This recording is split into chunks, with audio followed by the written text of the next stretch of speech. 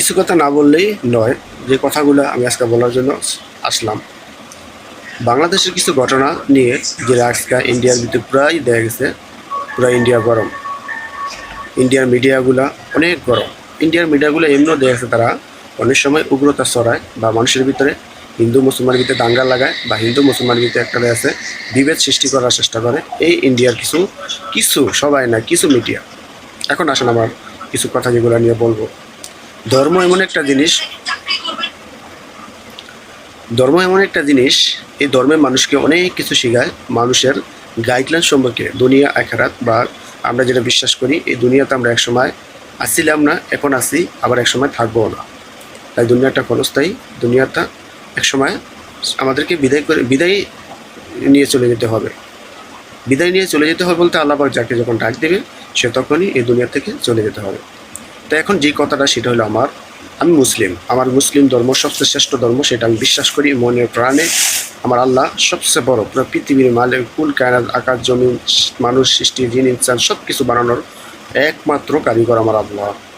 আমার নবী হুজুর পাক সাল্লাল্লাহু আলাইহি সাল্লাম যে ধর্ম নিয়ে দুনিয়াতে আল্লাহ পাক ধর্মের দাওয়াত দিচ্ছেন, কোরআন হাদিসের দাওয়াত দিচ্ছেন, হুজুর সাল্লাল্লাহু আলাইহি সাল্লামের দ্বারা কোনো খ্রিস্টান, হিন্দু, মুসলমান দূরের কথা কোনো মানুষই কষ্ট পান না। সবাইকে ভালোবাসেন, দাওয়াত দিচ্ছেন, বুঝাইছেন, বোঝানোর চেষ্টা করছেন। আমরা তার উম্মত। এখন যে কথা যে আমার কাছে অনেক দামি হলো সেটা হলো ইসলাম ধর্ম আমার কাছে অনেক প্রিয়। হিন্দু ধর্ম তার কাছে অনেক মূল্যবান, অনেক দামি। খ্রিস্টানের কাছে ধর্ম তার কাছে অনেক দামি, অনেক মূল্যবান। বৌদ্ধ, যার এক কথায় যার যে জাতি আছে তার কাছে যে ধর্মটা সেটা অনেক মূল্যবান, অনেক দামি। আপনার আমার সামনে যদি একটা কুকুরের বাচ্চা যদি আগুনে পড়ে যায়, আমি কোনো আফসোস করবো? হোক হিন্দু, হোক মুসলমান, খ্রিস্টান, যে জাতিরই হোক, ওই কুকুরের বাচ্চারা বাঁচানোর জন্য অনেক চেষ্টা করবো। সে বাঁচাতে পারলে অনেক খুশি হবে, যদি মারাও যায় তো সে অনেক কষ্ট পায় স্বাভাবিক। সেম ওই জায়গায় যদি একটা মুসলমান বাচ্চা হোক, খ্রিস্টানের বাচ্চা হোক, হিন্দুর বাচ্চা হোক, যদি ওইরকম আগুনে পড়ে যায়, তখন দেখা গেছে কে হিন্দু, কে মুসলমান, কে খ্রিস্টান, এটা কেউ দেখবে না। সবাই চাইবে ওই বাচ্চাটাকে বাঁচানোর চেষ্টা করবে। তার সামনে এটা মারা যাক, এটা চায় না। আমিও চাই না, হিন্দুও চায় না, খ্রিস্টান, বৌদ্ধ কেউ চায় না। সবাই চাইবে বাঁচাতে। এখন যে কথাটা নিয়ে মূল কথা সেটা হলো যে বাংলাদেশে যে একটা ঘটনা ঘটে গেছে সেটা হলো ইসলাম নিয়ে কটূক্তি করছে, হুজুর সাল্লাল্লাহু আলাইহি ওয়াসাল্লামকে নিয়ে কটূক্তি করছে, ওই হিন্দু লোকটাকে সবাই মেরে আগুনে জ্বালিয়ে দিচ্ছে। এটার কোন পক্ষে আপনি কি রাইট বলতেছেন নাকি রাইট না সেটা বলেন। আমার প্রশ্ন হলো এটা আমার থেকে রাইট মনে হয় না। কেন রাইট মনে হচ্ছে না? যে তাকে মারা বা তাকে আগুন দিয়ে জ্বালিয়ে দেওয়া এটাই কি বিচার? না। এখন একজনে করছে, আবার দেখছে আরেকজনে করবে, আবার আরেকজনকে মারবেন, আরেকজনে মারবেন। এরকম লক্ষ লক্ষ হিন্দু আপনি মেরে ফেলবেন দেখা গেছে ইসলাম কটূক্তি করার কারণে। এটা কি সমাধান? না। কোরআনে কি বলছে, আল্লাহ পাক কি বলছে, সেটা আমাদেরকে অনুসরণ করতে হবে।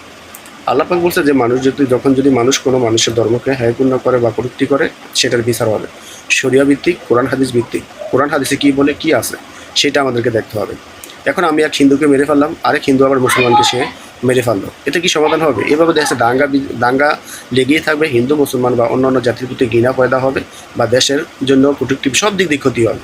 আমি আজকে হিন্দু ধর্মকে গালি দিব, আরেকজন আজকে মুসলমান ধর্মকে গালি দিবে, এভাবে হবে না। এভাবে মানুষের সৃষ্টি আল্লাহ পাক শ্রেষ্ঠ মানুষ বলা হয়েছে, মানুষের প্রতি দাঙ্গা বিভেদ থাকবে। এটা না করে বরঞ্চ আমরা এটা করতে পারি, ওই লোককে বুঝাতে হবে যে এই কাজ বা এই কথা বলা তোমার জন্য আইনগতভাবে দণ্ডনীয় অপরাধ, বা আল্লাহর কোরআনে যদি দেশে যে আইন কর্ম আছে ওইটা দিক দিয়ে তোমার শাস্তি ভোগ করতে হবে। সেই শাস্তিটা হবে আইনগতভাবে যে সে ভোগ করবে। তাই আমরা মানুষ যদি নিজের হাতে আইন তুলে নেই, এভাবে দেখা গেছে উগ্রতা আরও বাড়বে, মানুষের প্রতি মানুষের হিংসা, হায়ান জানোয়ার দেখা যাচ্ছে রূপ ধারণ করবে। তখন দেখা গেছে এই জাতিকে কেউ দমাতে পারবে না, দমে রাখা যাবে না। তখন দেশের জন্য ক্ষতি, জাতির জন্য ক্ষতি। তাই আমরা এই কাজটাই করি যে সবাই হিংসা বিদ্বেষ ভুলে যাই, একসাথে এগিয়ে যেতে চাই। এটাই হলো বাস্তব কথা। আর আমাদের বাংলাদেশের ঘটনা নিয়ে হিন্দুরা উগ্রপন্থী বা উগ্র মনোভাব দেখাবে, মুসলমানকে নির্যাতন করে নিপীড়িত করবে ইন্ডিয়াতে, এইটাও আমরা চাই না। বাংলাদেশের ভিতরে হিন্দু মুসলমান দাঙ্গা লাগুক, এইটাও আমরা চাই না। মিলেমিশে চলতে চাই, এটাই বাস্তব।